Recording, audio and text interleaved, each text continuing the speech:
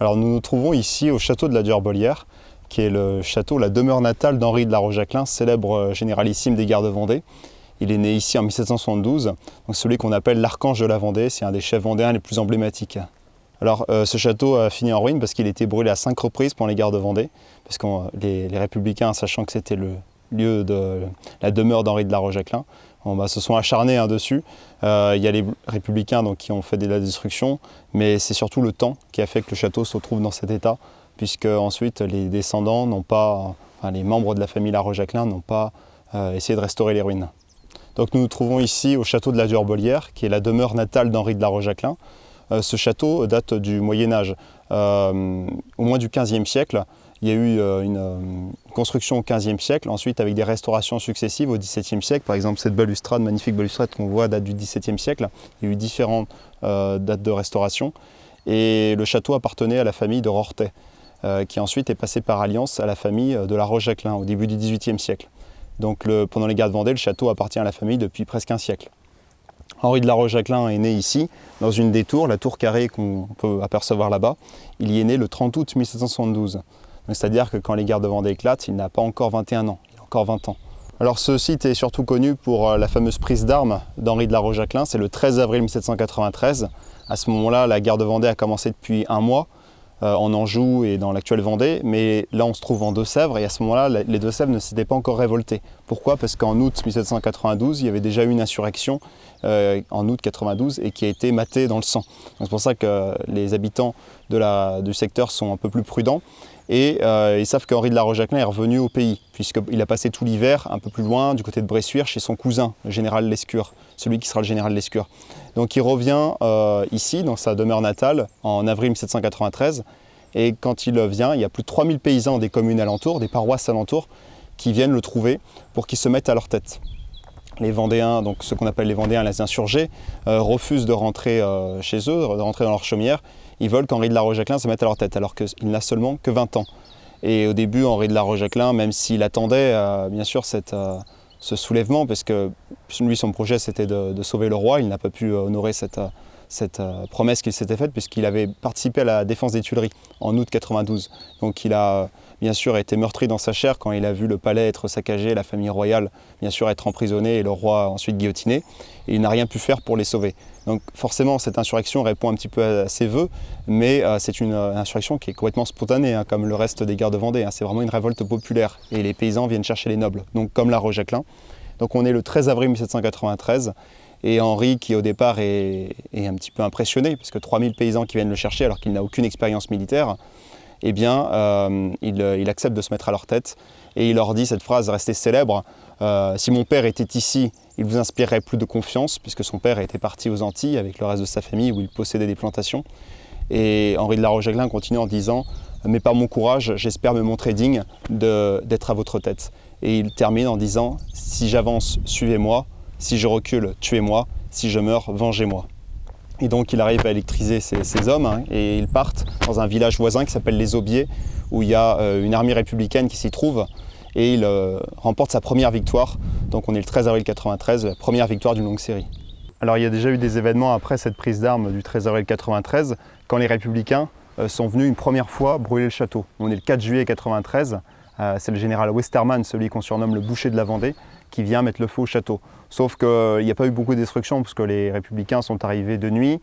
Ils n'ont pas tenu à rester trop longtemps, parce que toujours la peur de tomber dans une embuscade vendéenne. Donc ils ont mis le feu, ils sont partis aussitôt. Donc les gens des alentours ont pu maîtriser le feu très rapidement. Mais les républicains vont venir à 4 autres reprises pendant le conflit. Et c'est pour ça que le château va être bien abîmé.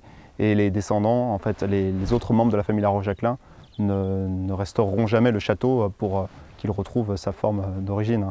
Oui, il y a eu d'autres épisodes. On raconte aussi quand Henri de la Rochejacquelin est revenu de la virée de Galerne. Vous savez, c'est cette expédition jusqu'en Normandie où les Vendéens ont tenté vainement de trouver l'aide des Anglais. Henri de la Rochejacquelin commandait l'armée vendéenne à ce moment-là, alors qu'il n'avait que 21 ans. Et il en est ressorti durablement bouleversé de voir tant d'horreurs si jeune. Et donc ce n'était plus le même homme quand il est revenu. Et donc il est revenu à la Durbelière en plein hiver 1793-94, donc quand les républicains commençaient les massacres avec les fameuses colonnes infernales. Et il a surpris une colonne qui était présente à la Diorbelière. Et on raconte cette anecdote où un officier républicain serait venu le trouver en lui disant que lui, en tant qu'officier républicain, il n'était pas comme toute cette canaille qu'il commandait, puisqu'il était noble. Et Henri de la Rochajclin lui aurait répondu en lui tirant une balle en plein visage. Alors ça, c'est l'anecdote. Sinon, Henri de la Rochajclin va survivre très peu de temps à la virée de Galerne, puisqu'il va, en revenant en Vendée, essayer de rassembler des hommes, ceux qui n'étaient pas encore morts, bien sûr, ou qui n'avaient pas encore qui n'avaient pas participé à la virée de Galerne. Et il va mourir quelques jours après, lors d'une embuscade du côté de Cholet, le 28 janvier 1794.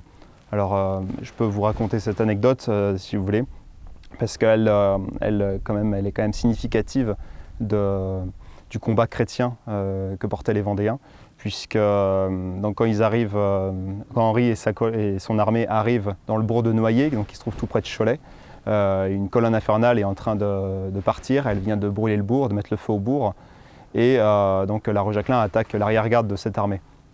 Donc il réussit à mettre en fuite les Bleus, les Républicains, et il poursuit à cheval un grenadier qui essayait de s'enfuir. Et il arrive à couper la route de ce grenadier en lui disant « Rends-toi, je te fais grâce ».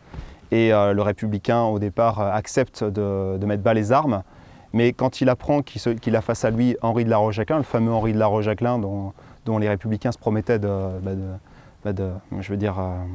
se promettait de tuer, d'autant que la Convention elle-même réclamait la tête d'Henri de la Rochajclin.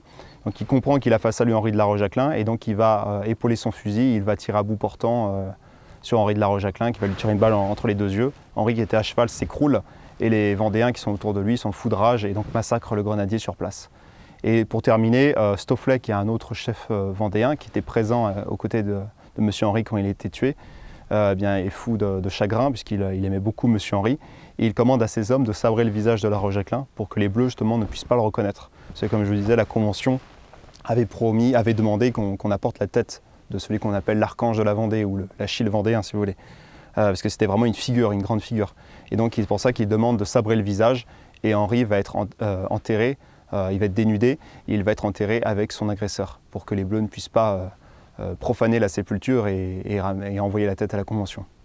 Donc Henri de la Rochajclin, après avoir été enterré à Noyer, là où il a été tué, donc sa sépulture a été transférée à Cholet en 1816 et l'année suivante, en 1817, à Saint-Aubin-de-Bobigné, où il se trouve toujours de nos jours. L'église n'existait pas encore, l'église actuelle. Elle a été construite en 1854-55, mais on peut donc toujours, dans l'église actuelle de Saint-Aubin-de-Bobigné, voir le cénotaphe qui a été dressé en hommage à la famille la Rochajclin. Donc on voit les noms de Henri, de son frère Louis, de Lescure, ainsi que de Donissan, qui était le beau-père de Lescure, son cousin.